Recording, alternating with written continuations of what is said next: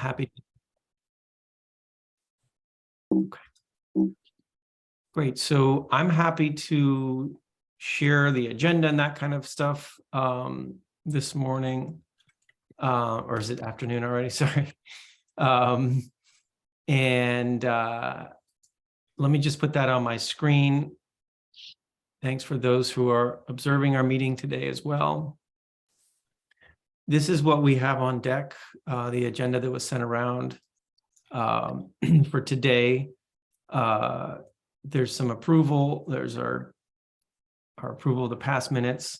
But the big pieces are this draft letter to the Joint Fiscal Office, trying to capture what the spirit of the council was when they spoke.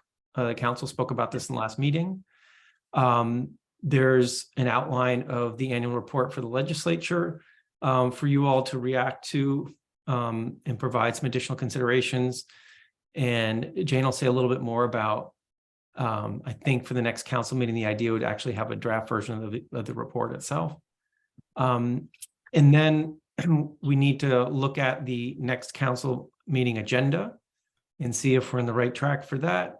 And finally, and this is part of the agenda, is what are the steps that you all and the full council needs to take to start nailing down a work plan and try to do all that by 3 o'clock. Okay, so that's what we have teed up for today. Does any quick friendly amendments to the agenda and what we're trying to do today? They look good? Okay. And we're going to have to sort of we're going to have to be efficient in our use of time today to be able to do all 4 of these items. Okay, so if the agenda looks good, let's move forward. Jared, you provide some helpful edits of typo problems in the minutes that are now been corrected. But does anybody else have any feedback on the minutes from our last meeting? Or would like a little bit more time to quickly look at those? All good? Okay, great. Let's consider those approved. So let's dive into the first item here, which is the letter to the Joint Fiscal Office. And here, Jane, I understand, why don't you just say a little bit about your process, but Jane put together a letter on the basis of what the council had said in its last meeting. It looks a little bit like this. You should be able to see it on my screen. It's quite to the point. And so, Jane, do you want to tee up this conversation or any specific questions you have for the steering committee about this letter? I guess at the last meeting of the Climate Council, you'll all remember that it was decided upon to respectfully decline the request of the Joint Fiscal Committee and signal that you all did not have the capacity to meet this request right now. This is a really straightforward memo that lays out that response with the expectation that you all here would discuss that and make any suggested revisions, additions, or changes. So this was intended to be what I saw as a first step for you all today to consider. We can obviously move forward with it as is, but look forward to hearing any suggested additions, changes that you'd like to see. Super. Thanks, Jane. Okay, so as you look at this letter, is it capturing what you understood that conversation to be in the council meeting a week and a half ago or whenever that was? Oh, I see. There's a lot going on in the chat here. Yes. Help me what's going on in the chat. Sorry, but I'm sharing my screen. Sometimes a little slow in the chat. What's going on in the chat here? So first, Chris proposed a revision to the second line, the second sentence of the 3 sentences. I incorporated that along with some other revisions in a comment I put in the chat at 136. Yep. Got it. Okay, so I'm looking at the chat. I hope everybody else is looking at the chat as well.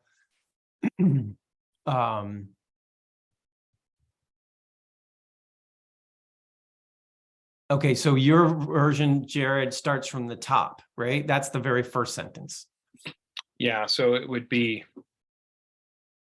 yeah, we'd still have 3 sentences, but this would basically be a full replacement of the body of the memo. Got it.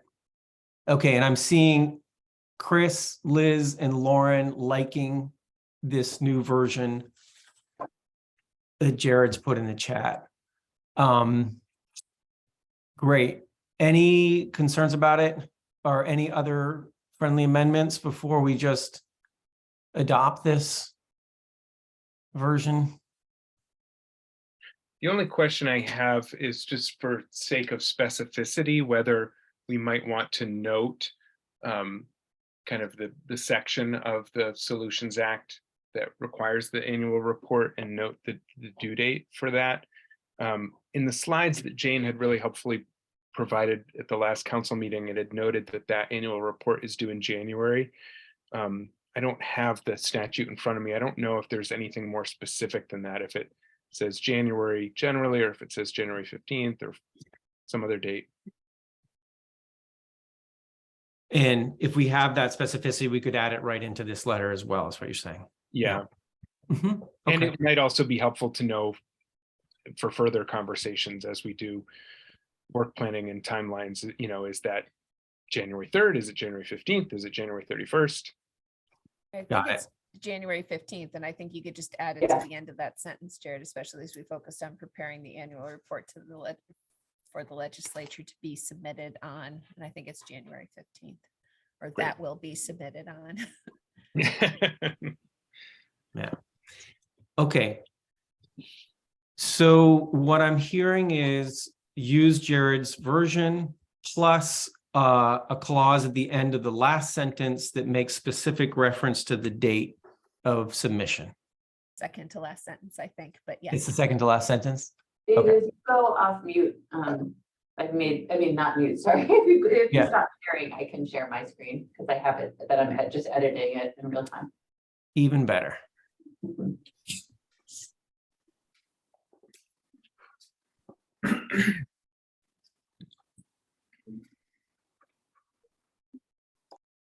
So just make sure that it's everything you want.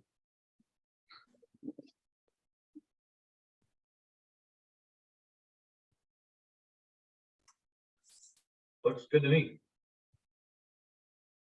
Can Got save it, and I'll put the current date on it and send it back to the to Joyce Manchester at Joyce Joint Fiscal, as well as the same legislators who received the original prior budget recommendations from the council.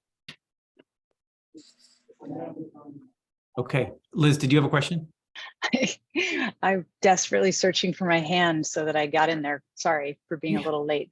On that very last sentence, would it be okay with folks if we broadened it slightly to also saying we look forward to working with them on the funding recommendations themselves? So that it's not just about, I mean, some of them obviously relate to capacity and resources, but others of them are policy and, you know, good for Vermonters generally, and good for our climate goals. Yeah, something more like that. Is that okay with folks? I see thumbs up and head nodding. Great. Just a quick, yeah, make sure everybody's reading. Great suggestion. Okay.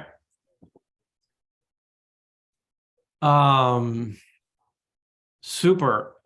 With that, unless I'm one final round here, anybody final concerns, questions, improvements? Okay. Great. Super. I think that's it. Just let me triple check. Jane, you don't need anything more from the steering committee to actually execute this and make it happen? Sorry, I believe that we have, I think that we have on the council agenda that this is going back to the council for their approval, that the steering committee was working in service of the climate council. Am I correct, David, that that's on the full council agenda? Let me just confirm that, but yes, I believe we put it on there. Yeah. So. Yeah, so this is the final draft, and I would include it with the date for it to be expedited after the next council meeting in December. Then actually, sorry that I spoke earlier, I forgot about that step in the process. So this Yep. would go as is to the council at the December meeting and then forwarded on to the legislative representatives and joint fiscal after it is approved. Great. Does that make sense to everybody here, or folks have a different vision of how this should go forward? Okay. Great. Super. Thank you. All right.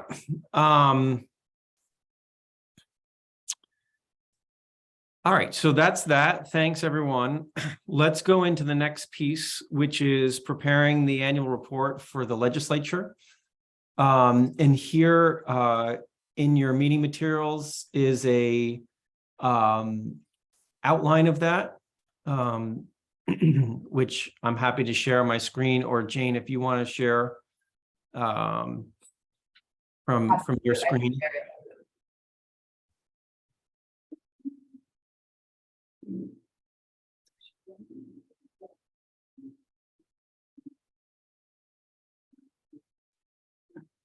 Sorry, it's like, it wasn't the first window I have opened. It's okay. If you want me to share for a little bit while you find it, I'm happy to do that. I have it open, I just don't have it. It's not the first one. Here, hold on.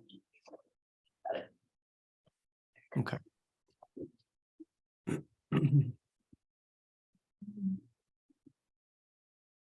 Okay. Jared, do you want to go first before, or would you like me to orient you to what I have here? Sorry, Jane, I didn't mean to jump ahead. Feel free to introduce it, set whatever context. I just have a couple of initial thoughts whenever is helpful. Okay. So on behalf of the Climate Council, this is something I prepared last year for you all. I will do it again this year. And so wanted to put forward what the understanding and expectation is from A&R about how we would communicate the work over the last year. So my hope and expectation is we can talk through what A&R's contribution will be to this report today. My understanding and expectation is I'd like to have this drafted for you all for the December meeting for your review and feedback. And then, of course, understand and expect if there are things out of scope here or in addition to that, we can discuss today what A&R can provide versus any other sections that others might want to add on to or contribute to the report. So really focused on some carry forward from last year's report and actually the report the year before, which just orients the legislature to the Climate Council role and responsibility. Just a brief overview in that space. Last year's report focused really explicitly on the adoption of the Climate Action Plan and then work moving forward outside of that to both support that first plan and then future iterations of via the technical analyses. So understanding that we're sort of in a transition phase to implementation, I tried to lift up and carry forward, speaking to actions, advanced technical analyses that are either underway or were completed this past year after the report was put forward, broad commitments to public engagement, the work that we did, and then some of the climate action plan updates that we committed to this past year with the expectation that biomass will be adopted in December, hopefully. And I'll just say, most of this is self-explanatory. You're welcome to ask any questions, but the one comment or component that I'll speak to a little bit in more detail is the chart summarizing progress towards climate plan actions. We, Secretary Moore and I spoke to this at a council meeting, I believe last spring, where we summarized bills in the legislature and then ARPA funding specifically that was looking to advance climate actions that were lifted up in the Climate Action Plan.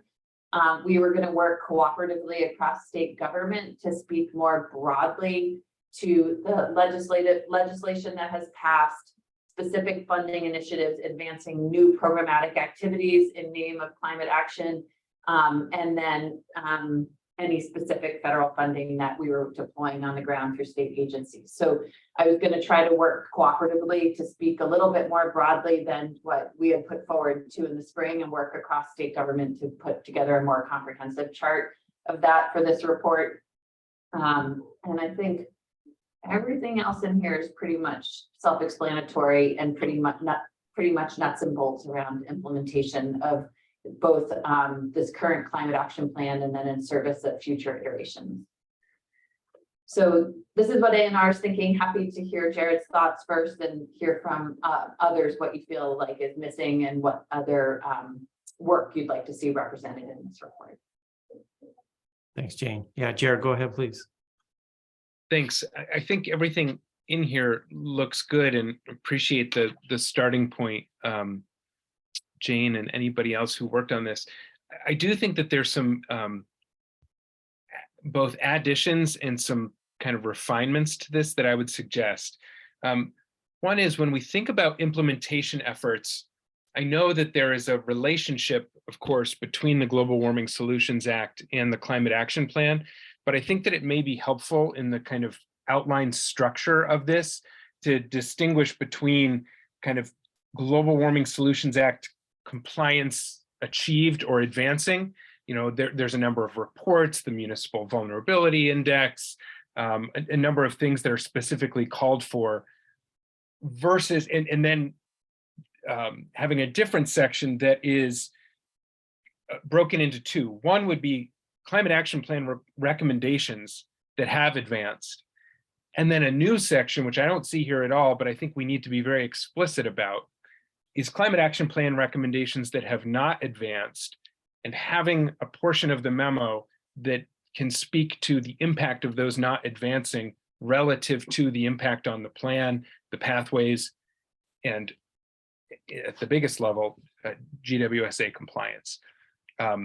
So, you know, I just think that there's a number of parts of compliance with the law that aren't really necessarily part of the Climate Action Plan, and we should address those kind of upfront and separately.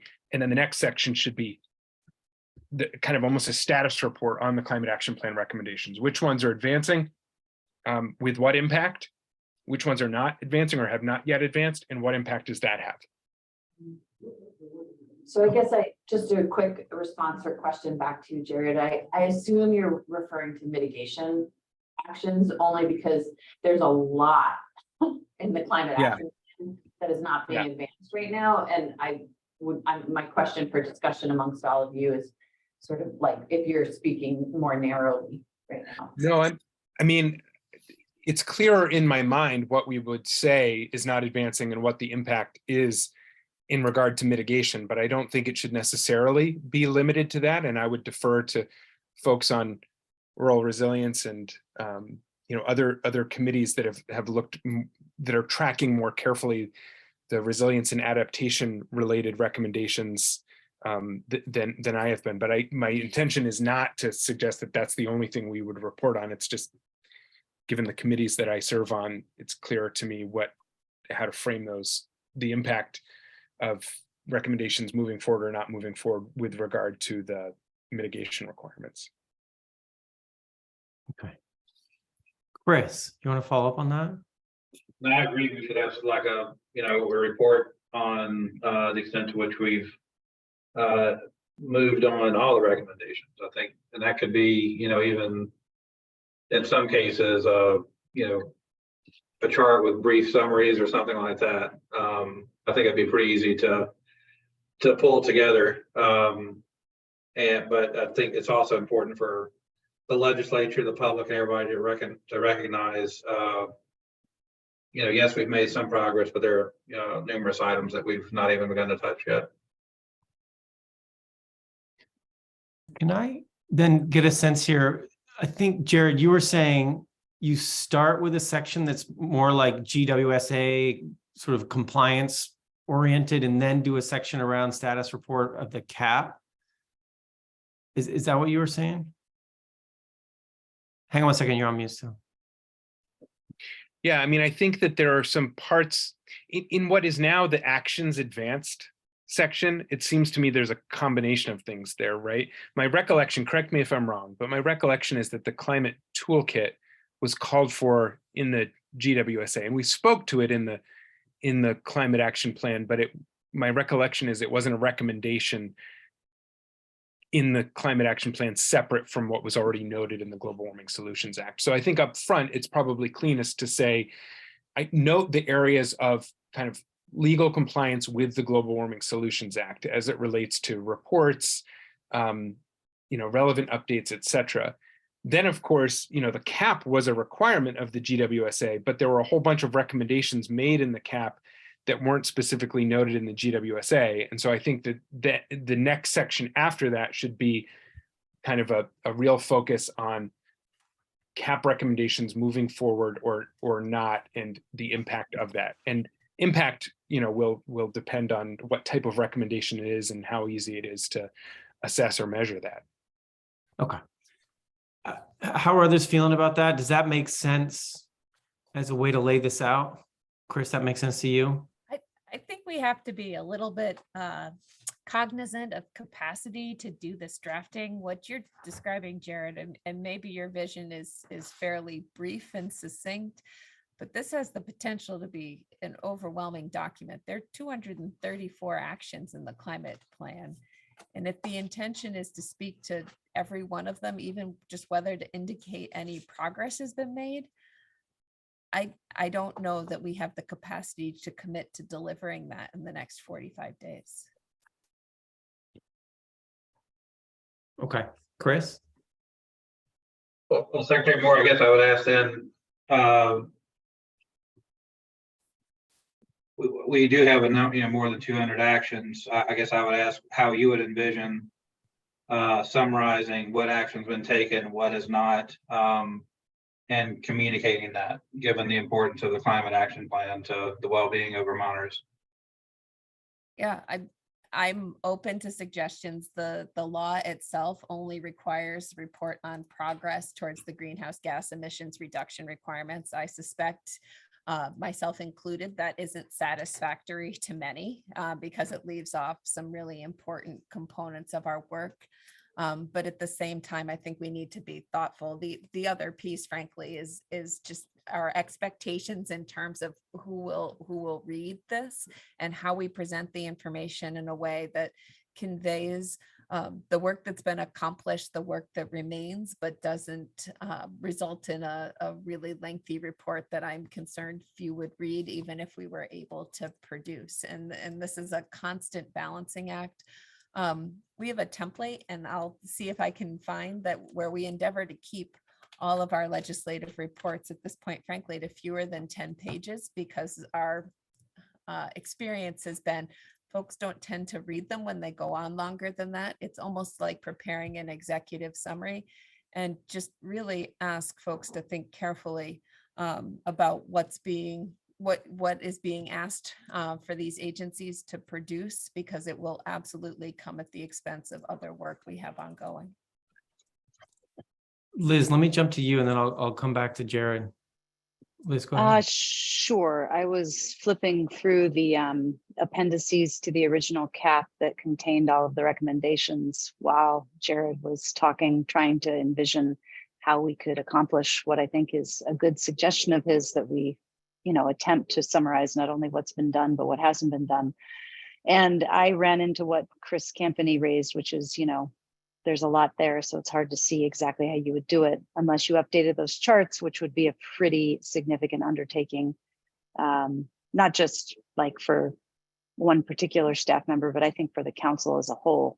So what I'm wondering is, in the very first substantive bullet in Jane's outline, the chart summarizing progress toward the climate action plan, the climate plan actions, whether that's where there could be, at least directionally, also on the chart, the areas, and maybe it's captured elsewhere, but essentially the areas where there hasn't been as much action. And that could be much more summary level, things we've already discussed, obviously, in terms of specific policies that weren't able to move forward or did not move forward after proposal, as well as much of the adaptation, which isn't directly required by the report, but I think we all feel as key areas that haven't had as much action. So anyway, I'm just wondering if the path is through that initial chart containing not only progress, but also on some summary level areas where further work is required, or progress did not move forward. Great, thanks, Liz. Okay. Jared, go ahead. I have two thoughts. One, building on what Liz just said, I wonder if an option that could be much kind of pithier, more visual, without a very long narrative. You know, we, every year at EAN, we do this traffic light chart, which basically lists out the statutory requirements and administrative targets that Vermont has set, and then red, yellow, green, have we met them, or are we on track to meet them or not? And then kind of showing a trend line with arrows. I wonder if that is something that, an approach that may be considered or may be helpful to just like really summarize this in a one clear place for a reference document without a long narrative. The other thing I wonder about is, and I'm not going to pretend to know the obvious kind of cutoff point for what is significant or what is high priority for all of the CAP recommendations. I will note, however, that for the mitigation recommendations, there was a sorting of them based on impact in terms of their overall anticipated emissions reduction. And there were three policy recommendations that were estimated to achieve double-digit emissions reduction to get us more than 10% of the way towards the 2030 requirements. And those were Clean Heat Standard, the Advanced Clean Cars, et cetera, rulemaking, and TCI. And I think at the very least, we need to highlight those recommendations that had the highest potential, were expected to deliver the greatest share of our emissions reduction, and state where each of those stand. One has not, two have not moved forward, and one is moving forward. And I think we need to say that, and I think we need to connect that to the expected percentage emissions reductions that will consequently either be achieved or be potentially missed. Maybe there's another level of priority down. I mean, there were some other significant recommendations that weren't double digit, but were still meaningful. And I would defer to others in terms of the prioritization or significance of some of the non-mitigation recommendations. But at the very least, I think we need to focus on those highest priority significant recommendations and their status and the impact of them moving forward or not. Thanks, Jared. Does that make sense for everyone too, to particularly on the mitigation front, to pay attention to those three, which were your double digit pieces? Does that make sense? We'll make specific mention to that. Okay. TJ, do you want to jump in on that? Yeah, I just had a question. I'm struggling to understand how this is going to show up in real life. When we put the report out, for instance, the recommendation was in the thermal sector was to have a clean heat standard, to legislatively pass a clean heat standard in the next session. So on the update, it would say, we had a bill that was, passed by the legislature, vetoed by the governor, and discussions continue. RFP is issued to better address the governor's concerns, and discussions continue.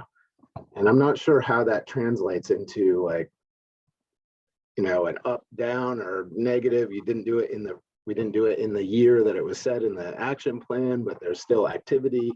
I just want to flesh out that it's not, I don't think it's as simple as just kind of having the stoplight chart for this kind of policy recommendation. Thanks, TJ.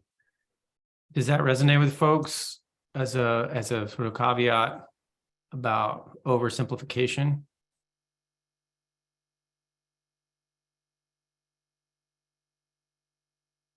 Thoughts on this, folks?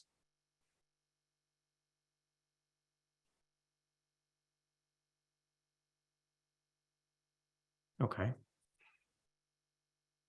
All right. Okay, so am I hearing folks correctly that the chart at the top of what's been proposed as the outline from Jane is a place to do what we're talking about here? It's a place to not only say where things have advanced, but also a place to say where things are yet to advance. That can be done in a summary way. It may benefit from some traffic light kind of chart like the one Jared said. And it should call out some of the big ticket items on mitigation. And there may need to be something more nuanced than yes or no, because maybe it's not quite so simple as just saying 2 no, 1 yes. That's what I'm seeing in my notes for now. Is that a fair summary of where we've gotten to? Jared? I mean, from my perspective, yes. I also note that, or understand that, it is a relatively short time frame, and there are capacity concerns. I would be willing to personally volunteer to help with the write-up presentation summary of the mitigation status of the CAP recommendations, at least those most significant ones. I don't know if others are able to help with other sections, but recognizing that it's not the best policy to make recommendations that create work for others then to do. I'm happy to assist with making that part of this expanded report outline possible. Thanks, Jared. That's a nice offer. I want to make sure I understand as well, sort of in using that summary chart, we don't actually need to do exactly what you had initially proposed, Jared, which is like a whole separate introductory section around compliance with the law. You use that chart as a place to do that within the framework of what Jane put out there. Is that how I'm understanding this correctly now?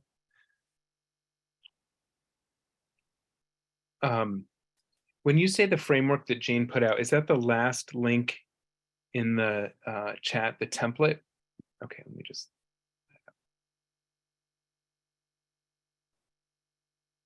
I can share my screen here.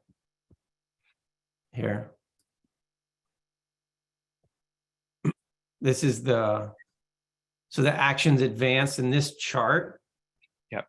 In Liz's suggestions, you use this chart as a place to not only say the actions advanced, but also the things that sort of big picture haven't been moving forward or progress is still needed.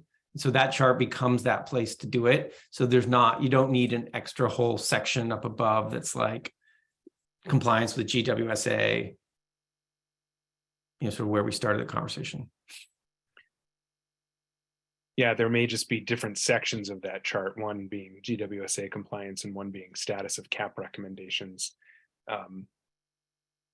I do think that there's probably parts, both for the reasons that TJ said and because of their importance relative to other recommendations, that a chart would benefit from additional kind of narrative explanation, or kind of highlighting or executive summarying kind of what's the takeaway of this chart.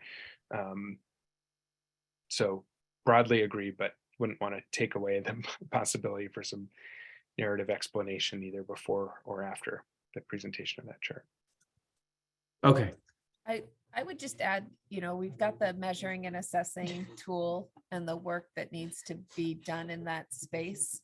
Jane just put that in the chat. And I think we just need to be cognizant of the fact that we're not fully spun up yet, and to try to create something now that then sort of reverse engineers what we're going to do with the measuring and assessing progress tool is also maybe not particularly helpful. And I think that there's probably a way to hit the wave tops of some of the concerns you've identified, Jared, but at the same time, just like acknowledge we're still very much in the throes of standing all of this up, and not spend a lot of time trying to create a perfect report here when we still haven't built the tool that will actually functionally support our ability to repeatedly produce this kind of information. Got it. Okay. All right. So are those the fundamental pieces of feedback on this outline? The fundamentally, let's get it, what we've just been talking about up high in that report through that chart or some other way. Recognize there is going to be a balance between, highlighting what's the most important and not overburdening with detail. And a real focus on GWSA requirements in addition to sort of the CAP and the CAP's implementation. Great. There's some back and forth in the chat. I realize people are looking at that main report. Okay, great. Is there anything else we want to say about this right now? Any other feedback? Because Jane, your next steps on this would be to actually draft something for the council meeting, which is on the 12th of December, right? Yes. Okay. And Jared's offered to help as needed with drafting on at least on the mitigation stuff. So if there's anything else you want to say, Jane, about the sort of next steps and how steering committee might be helpful in that. No, I appreciate the help from Jared, and I'm more than happy to share where I get with that section or with him for any feedback. Okay, great. Anything else from steering committee members on this? Okay. Great. So why don't we had scheduled some public comment for this part of the agenda. So if you're observing our meeting right now and you'd like to weigh in on these issues or the other issues we're going to touch on later, which includes confirming the agenda for the council and the strategy for the 2023 plan, now's a good time to do it. And you can do exactly what Annette did, which is raise your hand with the reactions tab, or we're a small group here, so you can come off, put your video on or come off mute and I'll find you too. Annette, go ahead, please. I was wondering if it might be appropriate for there to be a section that's sort of a reflection on how the council is working. I mean, you've been meeting for 2 years, and it looks like everything that you're planning to submit is about the substance, but I also think that the process is worth reflecting on. You know, it's kind of standard in organizations to look at what's working and what's not working. And so I would suggest that understanding the unwieldiness of the council in making decisions, which I think is actually something I would reflect on, that there does seem to be a place to report to the legislature on how something that they created is working. Thank you. That's my comment. Thanks, Annette. Thanks. Are there other comments from folks? And then I'll definitely encourage steering committee members to reflect back on some of the comments they're hearing. But are other folks who are listening in like to make a comment?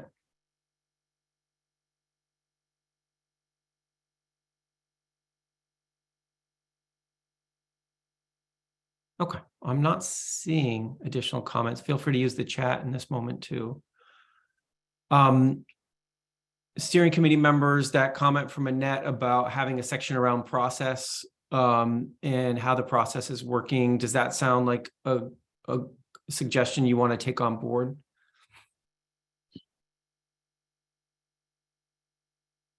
Jared, and then Chris.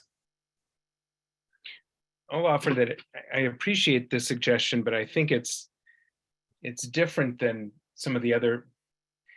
Much of the rest of what we're discussing, reporting on, can objectively be assessed as either completed or not, on track or not, with really clear measurement, whether in kind of chart form or this is a recommendation that is passed or is not passed. This is a legal requirement that is met or has been not met. My sense about the kind of process and operations of the council is that while there might be some shared opinions about that, we would probably have 23 different opinions from 23 different members. So the extent to which that is a area of desired focus from the legislature, or they're interested in the input of counselors on that, I would, I think the appropriate response there is for them to invite individual counselors to testify on the subject. But I don't think that that's a subject that lends itself to an objective report. Thanks, Jared. Chris? Jared's point, I mean, I think the idea has merit.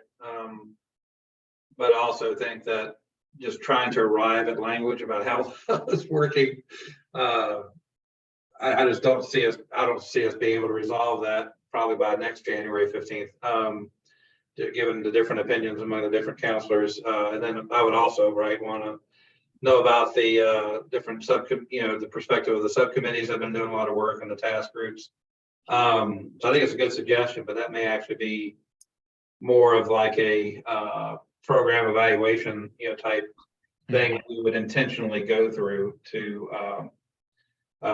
arrive at a conclusion. It'd be really difficult, I think, to say what the quality and efficacy of that of the nature of the engagement thus far has been. Thanks, Chris. TJ, do you want to weigh in on that? Yeah, I just wanted to say that I like the idea. I think it's important. I want to be careful about what we all say about what we think might be subjective and objective.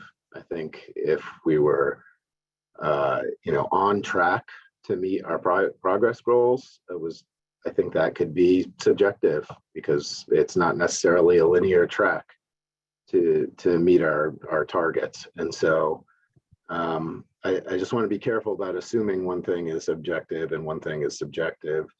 And I said in the chat that I liked the main progress report because it says, here are the activities we've taken to make progress. And it didn't say whether we're on track or not, because presumably in Maine, like here, there would probably be different opinions on whether we're on track or not. And so something similar could happen with regard to process, where I think throughout the course of the year, there's been identified challenges with kind of how the voting structure is, how the administration participates in the council.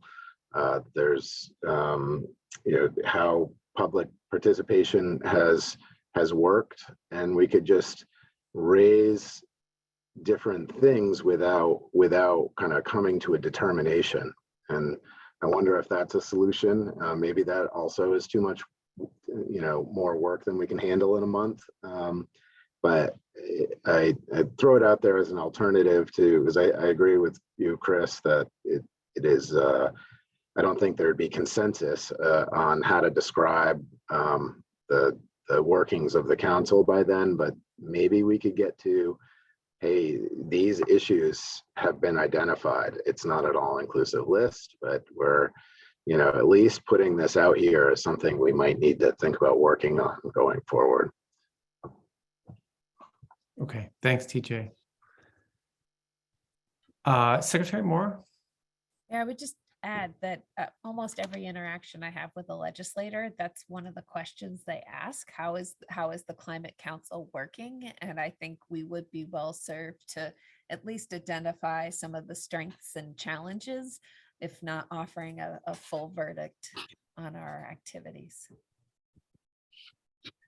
So what I'm hearing is some folks saying it'd be good to raise up some overarching ideas and issues, and yet it's a tall ask to have sort of a detailed consensus view on the effectiveness and the functioning of the council without going through some kind of process to do that together, right?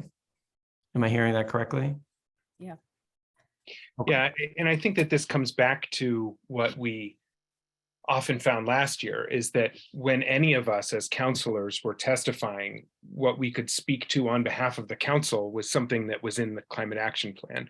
But when it was something that was not in the climate action plan, we could give our opinion as an individual counselor, but I think almost all of us refrained from presenting that as the opinion of the council. And so perhaps there are some high level things, as Secretary Moore suggests, that we could agree on including in such a report. But I think Otherwise, we're probably going to be in the space of,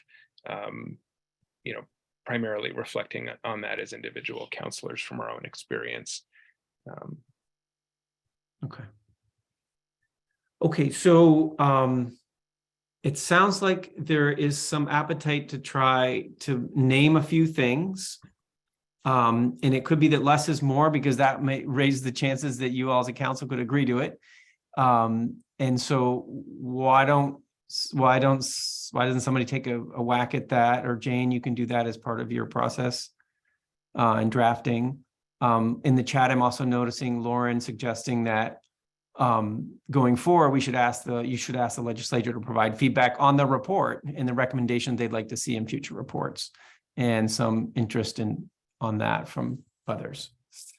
So that can be part of the communication of the report this year.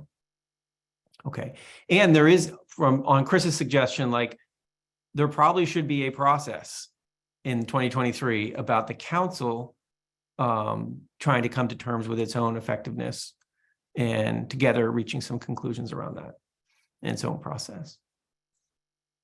Okay. Anything else on this topic that was brought up on talking about the process? Okay, great. Thanks, everybody. All right, so the next thing to look at is the council agenda. I can share it on my screen here if you give me a sec.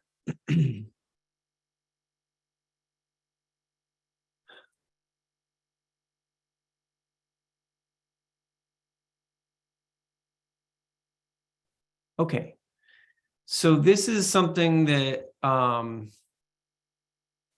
Jane and I talked about a little bit, trying to reflect on what the requests were from the last council meeting. And so let me just show you what's in it, and then let's talk about if it's the right stuff, or if we're missing something, or we do something differently. We have not yet identified what our just transition reflection would be. Suggestions welcome there. Then a quick hit. We had just done 15 minutes, maybe even less, if you all hit the mark with your new language of confirming the letter back to the Joint Fiscal Office. And then another quickish hit on the report. And I wonder if we have enough time in here for that, but to have the conversation we've been having, and actually looking at the report, a draft version of that report, and providing input on that draft version. So the council doesn't need to sign off on the report. It just needs to have clear, agreed feedback on it for a final version. I will say, however, that I am not aware of another council meeting scheduled prior to that report being submitted. So this would be the time for the council as a full council to weigh in on that. Then the biggest piece of time in the agenda is hearing from the biomass task group and the recommendations that are coming out. And there is a decision moment similar to the decision moment we had with the transportation recommendations. And so, Jane, do you want to say something about that? Your hand just went up. You're on mute, yeah. Yeah, no, I can wait. I would wait till the end of the agenda. Okay. So this is something where we've invested from right now, it's from noon, then there's a break and public comment in the middle, and then we don't go on to the next thing until 1:40. So, a little over an hour of discussion time, an hour and a half of discussion time on the biomass piece. And then the final piece of the agenda is looking out to 2023. And what are these steps that would allow the council to feel like they've got a plan for 2023 and to address the kinds of issues that you all as a steering committee brought up in your previous meeting about the council kind of figuring out its role going forward in this new piece. Okay, so that's what we have. Jane, did you want to provide some additional color on that? Yeah, I guess in the I want to just highlight this meetings in 2023 and the next agenda item for you all today, because I really think that what we would be striving for here is it actually should probably be led by the steering committee, or, I mean, David can do it on your behalf, but really, I think it should be like a layout of what the expectation or proposal is for meetings in 2023. And what we heard at the last steering committee meeting from all of you is that we would defer that sort of really substantive planning on what the council will be working on until that first meeting of 2023. And there was that ask to come together in person to think about the role of the council going forward, the specific work priorities for 2023. And then also finally, what we didn't put on this agenda, but really thought about for this in-person meeting when you come together in the new year, is really thinking about what an addendum to the climate action plan looks like and the process for that. We had originally at your last meeting in November talked about putting that on the agenda for December, but it just felt like that was a really substantive conversation to have.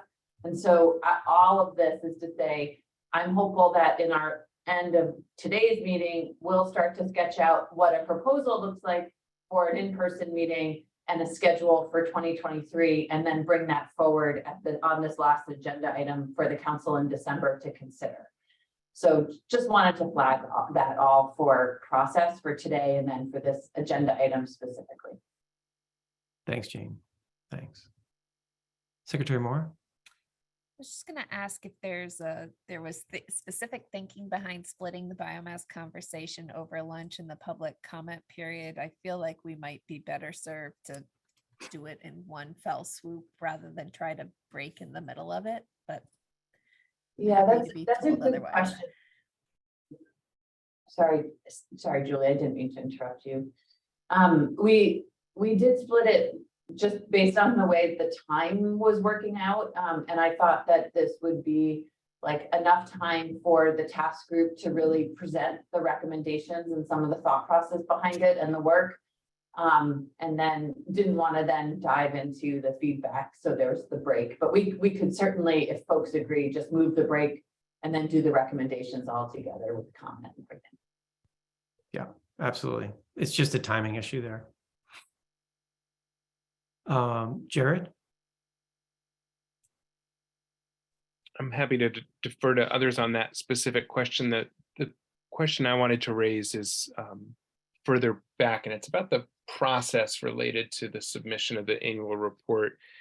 So my assumption, my recollection is that this is a report that is coming from the council to the legislature, and that last year we affirmatively voted to forward that report to the legislature. So I think that while this can be an opportunity to share kind of a high level outline and plan for that report, I do think that kind of process and formality wise, it's probably appropriate either to schedule another meeting ahead of January 15th to affirmative, so that folks can review that and then affirmatively vote to advance it, or ask the council, if they don't want to do that, to delegate that responsibility to perhaps the steering council, or the steering committee. But I do think that I personally wouldn't be comfortable signing off on the submission of a report that I haven't seen if it's coming from the council. So I think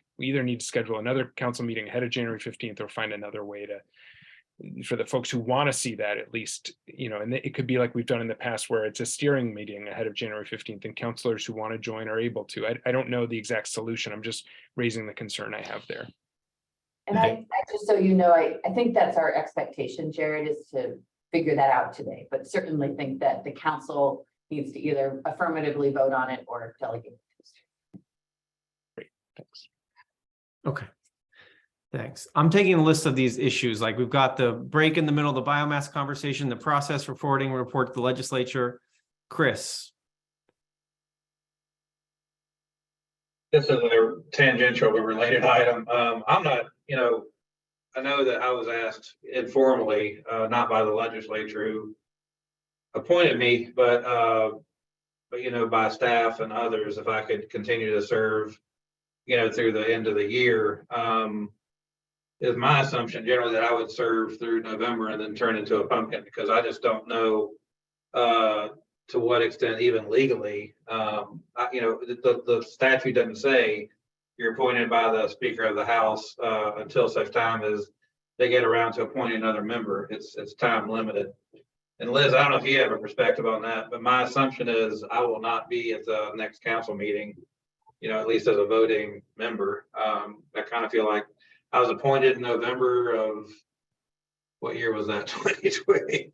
And I'm supposed to serve 2 years. So I think my time is like legally done. I don't want to create a situation where, I don't imagine we're going to have a closed vote on anything, but somebody might come back and say, hey, you have somebody participating as a council member who can't really serve in that regard. So if anybody has any advice or opinion or something, let me know. But my assumption is that my time is up on the 30th. Okay. Yeah, surprising there's no clarity on that at this point on November 28th, but okay. So I've heard 3 things come up from reactions to looking at this agenda. One is whether you want to break in the middle of that biomass conversation or whether you want to just push that break earlier so that it can be a consistent flow. The other is a process for forwarding the report to the legislature and an affirmative yes from the council to do that and how you're going to do that. I heard 2 options, maybe 3 about that. And then the final one is Chris's status. And I don't know, Chris, if you're the only one or it's like all the House appointees. Yeah, I think it's a question for all the appointees. It'd be good to have some legal clarity on that, because that has quorum implications for you guys too. Yes, it does. I'm not trying to create a problem. It's an actual thing though, right? Usually when there are political appointments for a certain amount of time, it's not just a casual thing about when they end. Chris, can I ask, does your appointing paperwork have an expiration date on it? Because otherwise I think it's generally considered to be until someone is appointed as your replacement, you are allowed to continue to serve as long as it doesn't have an explicit expiration date. Paperwork? I've never seen anything like that. Did somebody else get something I didn't get? I had thought we got appointment letters. Yeah, from they would have come from the relevant legislative bodies. I'll check. Okay. So on that issue, let's go back and see. And I think, Chris, what you're hearing is as long as there's no expiration date, like legally, hopefully it's not an issue. I think that raises the question though, you personally, like Chris, like you're done and it's fair for you to say I'm done. So I think, those are 2, I would say 2 separate issues of the sort of legally. And then one is like me personally, I have given my notice, I am done. Okay. So that's that issue. I'm just gonna jump Just in to put say, going, I just yeah. checked mine. At least for Jared and I, we have, the Senate appointees have an explicit date that we're to serve until October 22nd, 2023. And I'm not sure if the House would have followed the same, but you might have a clear date noted in yours, in which case that would pose a problem probably. Probably already in the problem zone if that exists, Lauren, just based on your date. Yeah, that's assuming fair. yours It's is just a October, year right? earlier. Yeah. Yep. But that means every single counselor is in the same place, right? Every House appointed member. Just House, yeah. I can't Okay. quickly find, I know I recall it exists. I'm not laying hands on it quickly, so. Okay. All right. I don't know, Secretary Moore, is this something where you could make a phone call or something? I can check with council here. The other thing would be, I think maybe if House appointed members were so inclined, we could also reach out to the speaker and see if she's willing to issue a 2-month extension through the end of the year. But it'd be good to know before doing such whether there was an explicit date in one of your paperwork. Oh, All no, right, so Jane, what- did you receive copies of everyone's appointment paperwork? No, I didn't, and I just checked through my file, but I don't have all the counselors, but I knew when Lauren spoke up, I had received a letter for when Iris was appointed and then Lily in her place, so I knew the Senate. I have seen Senate letters, but I have never seen the House or all of them.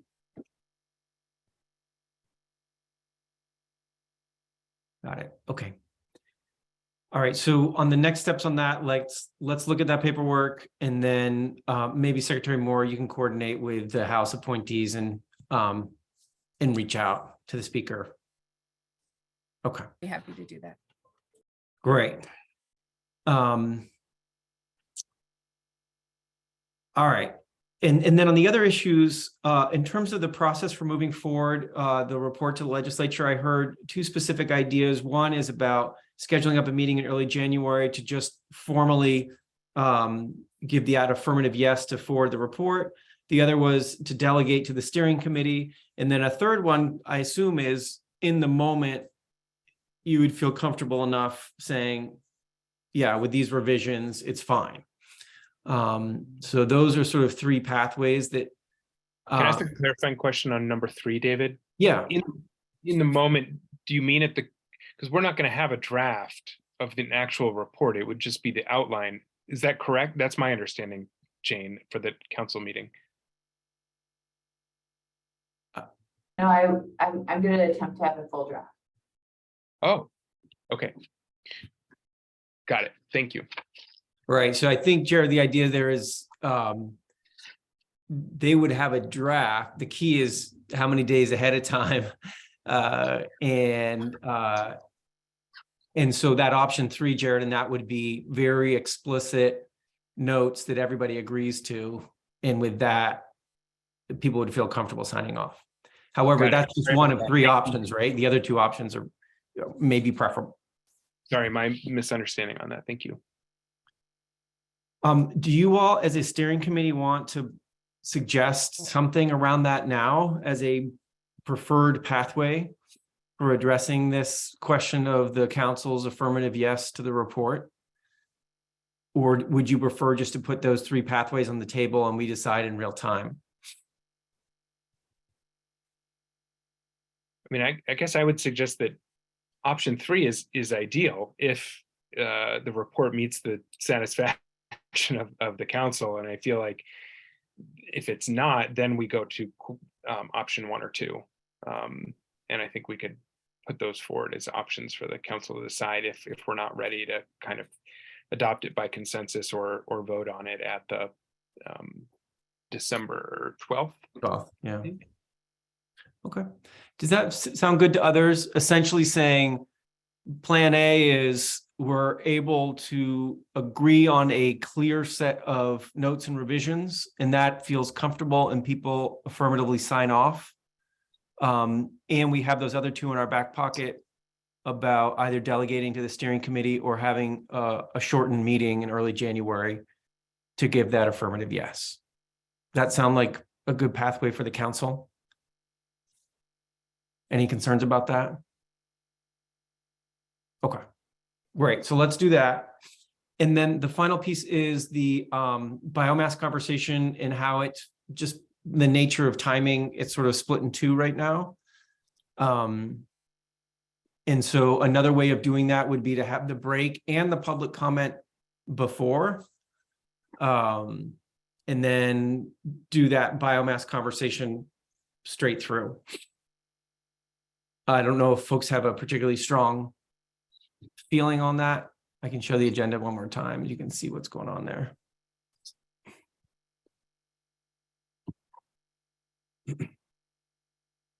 So right now we're trying to by noonish, which is an hour into the meeting, get into biomass recommendations. We could do public comment, then a break, and then come back and start up the biomass and just run it straight through.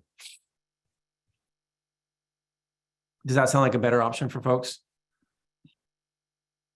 Yeah. I'm seeing mostly head nods. Okay. All right. Any concerns with that?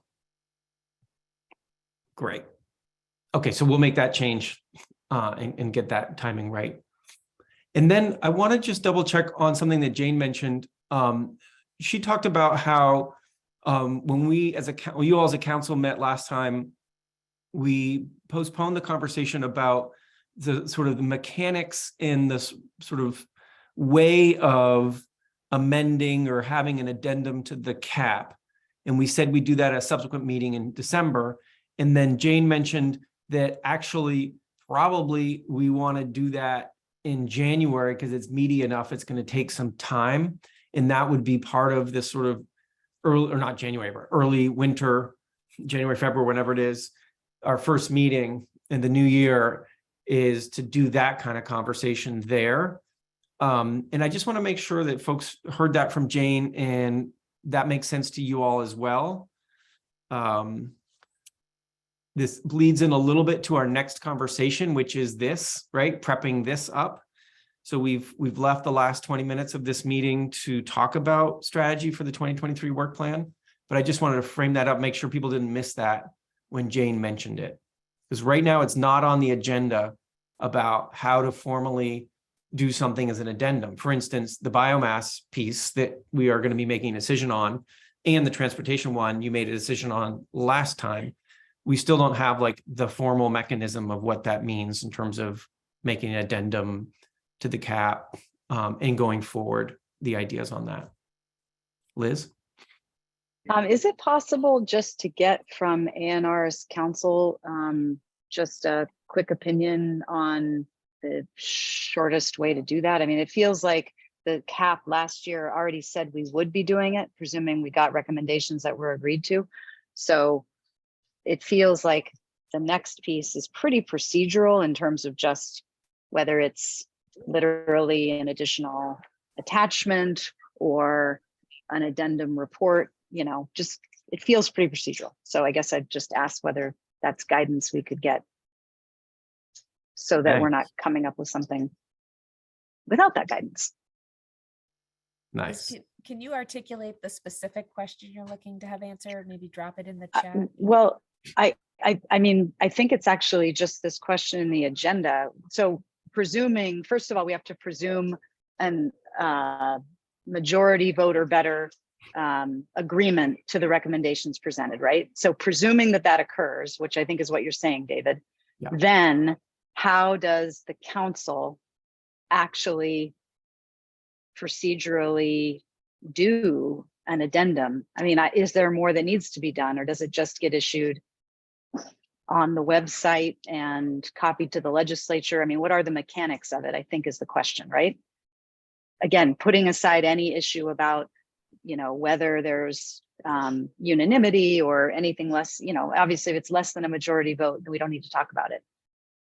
Are you talking about public process too, Liz? Or, I mean, if needed, because the original cap, yep, that's exactly. Fairly prescriptive requirements, right? Yeah, that's why I'm thinking, I don't know that it's just up to the steering council to say, oh, we just, you know, adopted and it's all good. I feel like it's a pretty procedural question for council, just again, presuming that it's adopted, or, you know, the majority of the council wishes for it to be an addendum to the cap. Presuming that, then what do we do? Okay. Thanks, Liz. Jared? Yeah, I think the other question that is part of it, and I agree with Liz's characterization of this as being fairly procedural, but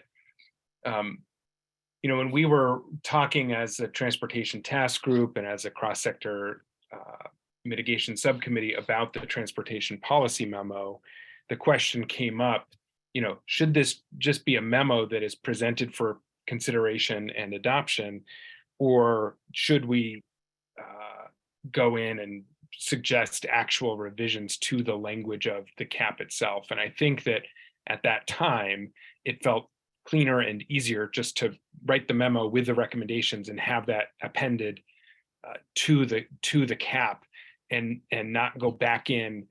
But I can see where somebody who is a legislator, a member of the public, is going and reading the cap and says, and there's this section in there that says, well, we'll come up with additional recommendations. At the very least, it would seem appropriate to insert a footnote there that says, for the recommendations that were advanced in November of 2022, see addendum, I or whatever.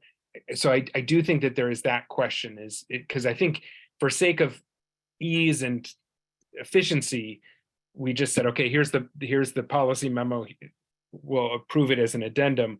But there is this question about, in the body of the cap, do we summarize those recommendations, or at least provide a footnoted or otherwise link to that where the question gets raised in the original report?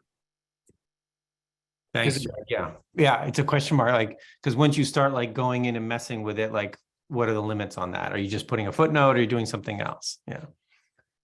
Okay. Jane? I guess I want to flag, like, there's two issues. There's like how to keep the running list of changes to the initial climate action plan. And Marion forwarded some recommendations to me about how the state hazard mitigation plan does it and some other options. And so we've been getting prepared to actually bring forward a recommendation to you all when you talk about this as a component of structure for the climate action plan, how to do it best. But then there's also the question, I think that's like a larger question for the Climate Council itself, is like, what constitutes an addendum to the climate action plan, and how do you know when you're working in service of amending the climate action plan? So that's sort of the question that I feel like is a larger question to ask of the Climate Council, and really somewhat lay out an intentional roadmap of like, what are the areas that still need additional work between now and the next whole rewrite of the climate action plan? Are there any still after transportation and biomass, or are we sort of done for now? That's sort of the question that I feel like is sort of needs to be answered. Like, the structure is one thing, and we can put forward a proposal to you all on how to do that. And then there's sort of like, what is an amendment or an addendum based on what language you want to use to the climate action plan itself? Because obviously that carries weight to it when it's in the climate action plan. Thanks, Jane. That's a helpful clarification. Yeah. Liz? I'm not thinking of anything other than transportation and biomass that were specific areas identified in the body of the cap itself as requiring further work, reporting, and adopted recommendations, I think. And I think the distinction, if I were, Jane, if I were you trying to figure out how to kind of help manage this, and then us thinking about our workflow, I would draw that distinction, because the cap then asked for and advocated for and started to undertake a number of reports and follow-on work, all of which can be issued pursuant to, or as recommended by, or as enabled by the cap, but would just be sort of essentially independent work product that something else would need to be done with, presumably, potentially in the next climate action plan, rather than somehow going back in time and adopting or amending the prior plan. So anyway, I guess the short way I would look at it is anything in the plan itself that said, we will be undertaking the following work for purposes of updating this plan, which I think for transportation and biomass needs to happen that way. Everything else feels like it should just be issued under or pursuant to, rather than any sort of retroactive or amended adoption. Great. And I think that's the conversation, Jane, you're trying to spur, right? Exactly where Liz is going. It's sort of like, okay, when are we amending? When are we actually working in service of the next version? Yeah. Okay. So this brings us to the 2023 work plan conversation, because as it stands now, and I don't want to drop the pieces of this, the specific request to Secretary Moore to get an opinion about the procedural piece. So let's note that. But as we think about that next piece about what constitutes a potential future amendment, if it's something more than transportation and biomass, what is it? What are we actually doing? That seems like the conversation to have in early 2023 about your work plan and your role as a council. It seems very core to your role going forward about what you're actually doing and the rhythm of that work. And we started that conversation with you all in the steering committee 1 meeting ago, I can't remember. And so I think the purpose here, and I'm seeing in the chat, folks really want to stop at 3. What you all could do right now is prep up whatever you want to put in front of the council as a plan, right?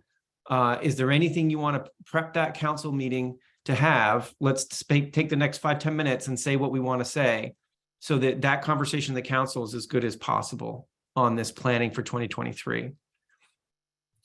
So you'll see in the council agenda, there's a specific reference to like an in-person meeting in early 2023 as a place to really wrap your heads around role and what are you doing? Are we amending the cap? Are we doing something else, right? Does that seem like the right way to frame this up? Is there some other way you want to frame this up for the full council?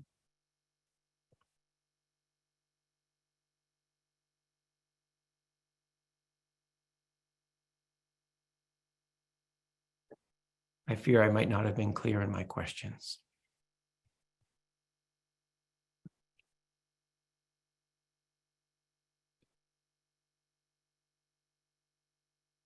So we're going to spend 15 minutes at the end of this meeting to think about a work plan in 2023 and specifically the steps to get there. And there's a specific request option being put on the table for an in-person meeting in the winter of 2023 to plan for this. And I just want to make sure, is that what you want to put forward to the council now as a way to talk about work planning in 2023? I guess I think that this is important that we have an in-person meeting. That said, I think until we have the new round of House appointees, it's sort of a tough ask. Right. It may not be timely until we gain a little clarity from the speaker's office about their timeline. So an important caveat on this is valuable when you have the new composition of the council. This is particularly valuable when you have it. Yeah. Okay. Other reactions to this?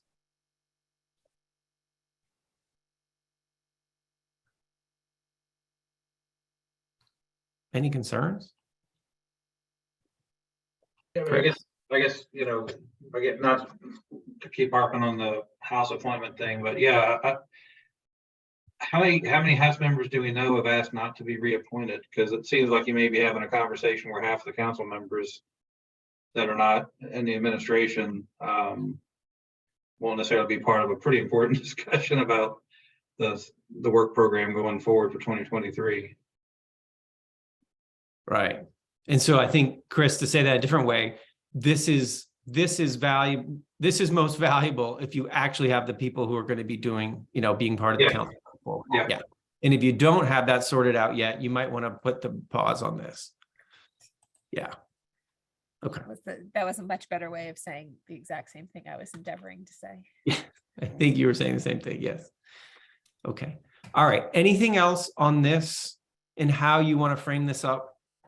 Like, you all have spoken more about this, right? In the notes from the meeting, you have some additional notes from your own meetings about the dilemma that the council faces going forward and the role it plays as it, in these interim years prior to the sort of full-on redoing the cap.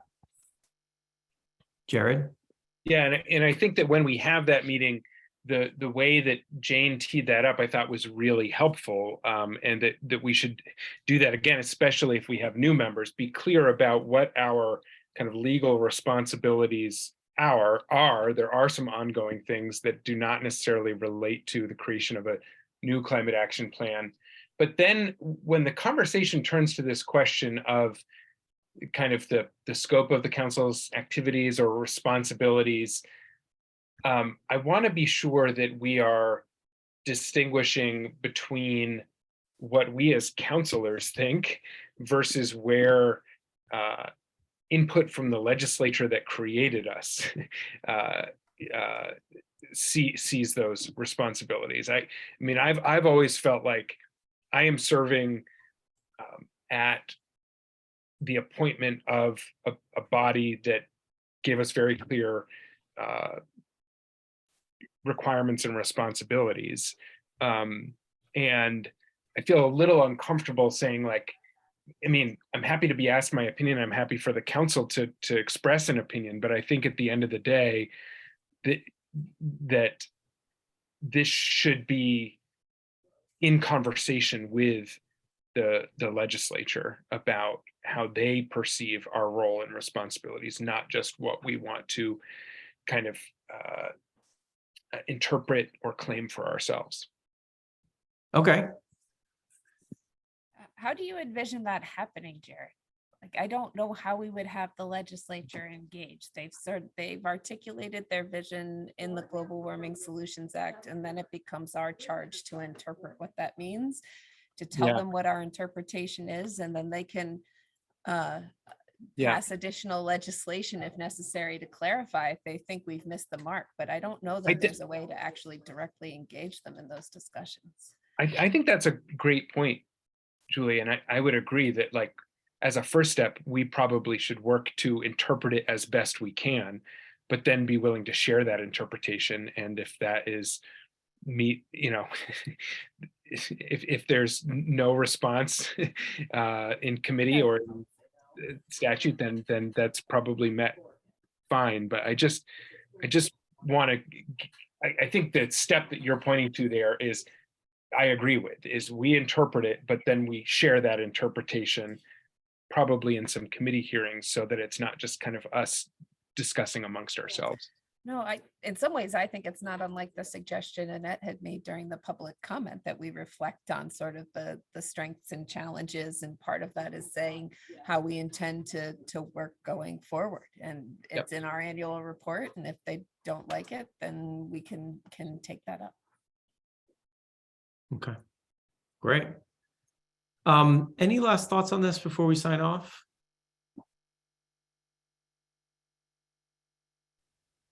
Okay. All right, so I think we did it. We worked our way through. We've got a new version of the Joint Fiscal Office letter that we'll ask the council to approve. We have some detailed notes on preparing the annual report and an offer from Jared to work with Jane. And Jane aims to get a version of that ready for the meeting. We made some minor adjustments to the council agenda. And you're comfortable in presenting this sort of plan for a work plan 2023 with some of the caveats you just said to the council as well. So that's it. Anything else that I'm missing? All good? Nope. Thanks, everybody. All right. Thanks, Take care, everybody. Have a great week. All the best. Thank you all. Take care, Kashka.